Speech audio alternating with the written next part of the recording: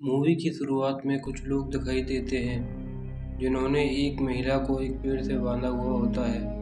वह उसके चेहरे पर एक नकाब लगाकर उसकी आत्मा को एक डोल में कैद कर देते हैं। यह घटना 1845 की होती है।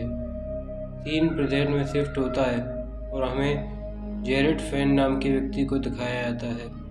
जेरेड एक जर्नलिस्ट है जो चैनल के लिए अलग प्रकार की खबरें लाने का काम करता है और कुछ समय से झूठी खबरें फैलाने के लिए बदनाम है। जेरेड अपनी खबर के लिए एक पेनफील्ड नाम के गांव में जाता है। वहां जाने पर उसे पता चलता है कि यह कोई ऐसी सनसनीखेज खबर नहीं जिसके लिए उसे पैसे दिए जाएं। इसलिए वह वहां से निराश होकर जाने लगता है कि तभी उसे एक आवाज़ आती है जो एक पेड़ के पास से आ रही होती है। पेड़ के पास जाने पर उसे एक डॉल मिलती है जिसे वह अपनी एक झूठी कहानी बनाने के लिए तोड़ देता है।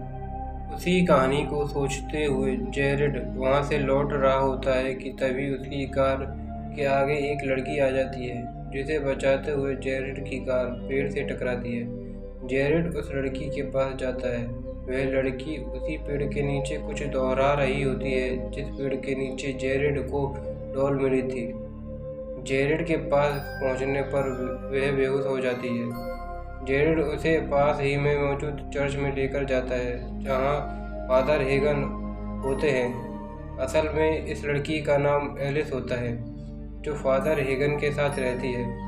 फादर हेगन डॉक्टर गेट्स को बुलाते हैं। डॉक्टर गेट्स के साथ बात करते हुए हमें पता चलता है कि एलिस बोल और सुन नहीं सकती क्योंकि जेरेड ने एलिस को बोलते हुए सुना था, इसलिए वह यह बात डॉक्टर को बताता है। पर डॉक्टर को जेरेड की बात पर विश्वास नहीं होता, बल्कि वह उसे पुलिस को बुलाने की धमकी देती है। अगले दिन सभी चर्च में प्रार्थना कर रहे होते हैं और जेरेड भी वहां खबर की तलाश में आता है। एलिस भी वहां होती है और उसे एक आवाज़ आती है जिसे सुनकर एलिस बीच प्रार्थना में ही जाने लगती है और उसी पेड़ के पास पहुंचती है। पेड़ के पास पहुंचने पर एलिस अचानक बोलने लगती है। इस बात से वहां मौजूद सभी लोग चौंक जाते हैं क्योंकि एलिस ने बचपन से कुछ नहीं बोला और आज वह बोल रही है। एलिस बोलती है कि वह मैरी को सुन सकती है। रात में जेरेड को एक सपना आता है जिसमें एक साया पानी से निकलकर उसकी ओर आ रहा है। दूसरे दिन सभी लोग पेड़ के पास जमा होते हैं और एलिस का इंतजार कर रहे होते हैं। वहाँ एक अपाहिज लड़का भी आता है जो एलिस से मदद मांगता है। एलिस उसे चलने को कहती है। वह लड़का भी चलने लगता है। यह सभी घटना जेरेड कैमरे में रिकॉर्ड कर लेता है और यह न्यूज़ वायरल हो जाती है। बिशप और monsignor एक प्रेस कॉन्फ्रेंस में इसी प्रकार की घटनाओं का जिक्र करते हैं जिनमें मैरी को देखा गया और वे एलिस के द्वारा किए चमत्कार की जांच करने को कहते हैं। चूँकि एलिस से अब कोई पत्रकार बात नहीं कर सकता, इसलिए जेरेड एलिस से बात करने के लिए उन दोनों से अथॉरिटी मांगता है। फादर हेगन को इस सभी घटना पर शक था। वह उस पेड़ के पास जाते हैं जहाँ उन्हें वही डोर मिलती है और एक साया पेड़ के पीछे से उड़ता है, पर किसी के आ जाने की वजह से फादर हेगन उसे देख नहीं पाते हैं। जेरेड एलिस का इंटरव्यू ले रहा होता है पर फादर पीछे से आते हैं और उन्हें ये पसंद नहीं आता। उनके अनुसार जहां ईश्वर होते हैं वहां शैतान भी अपनी मौजूदगी दर्ज कराता है। जिन्होंने भी मैरी को देखा है वह सभी बाद में मारे जाते हैं। उनके अनुसार ईश्वर से लोगों का विश्वास हटाने के लिए शैतान ऐसा करता है और वह नहीं चाहते कि एलिस के साथ कुछ गलत हो।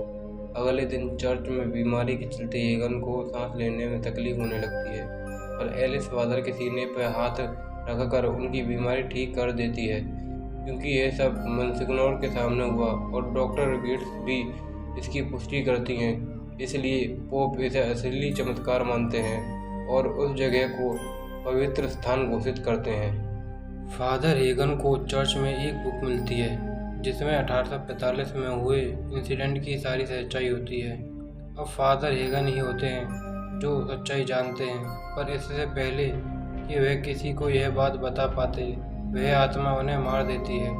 जेरेड डॉक्टर के साथ वॉक पर जाता है।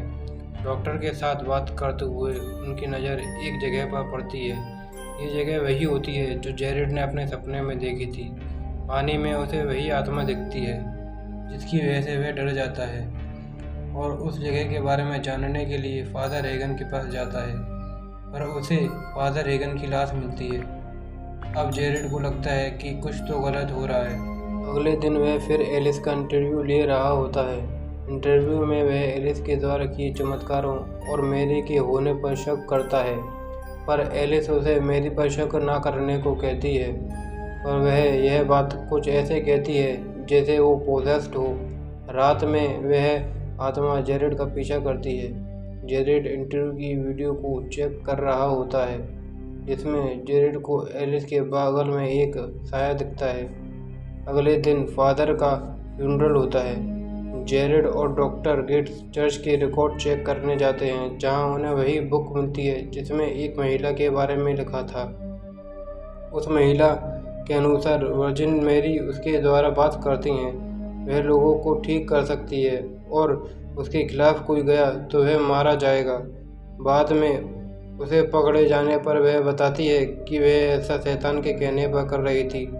सजा के तौर पर उसके चेहरे पर वर्जिन मैरी का मास्क लगाकर उसे जला दिया जाता है और उसकी राख और आत्मा को एक डॉल में कैद कर दिया जाता है। तब हमें पता चलता है कि एलिस के चमत्कारों के पीछे वर्जिन मैरी नहीं बल्कि मैरी एलेग्नोर है। वह आत्मा फिर उन पर हमला करती है पर वह बच निकलते हैं। दूसरी तरफ एलिस सभी को पेड़ के पास इकट्ठा होकर अपनी आत्मा मैरी को देने को कहती है। जेरेड सारी बात विशप को बताता है पर विशप उसकी बातों पर यकीन नहीं करता। जाहिर है वह भी मैरी एलेग्नोर के छलावे में आ चुका था। अब जेरेड खुद से उसके बारे में जानने की कोशिश करता है जिससे एलेग्नोर को रोका जा सके। वह आत्मा फिर से जेरेड पर हमला करती है पर इस बार मनसिग्नोर उसे बचा लेता है। मनसिग्नोर दोबारा उस आत्मा को डॉल में कैद करने की कोशिश करता है पर आत्मा के द्वारा मारा जाता है।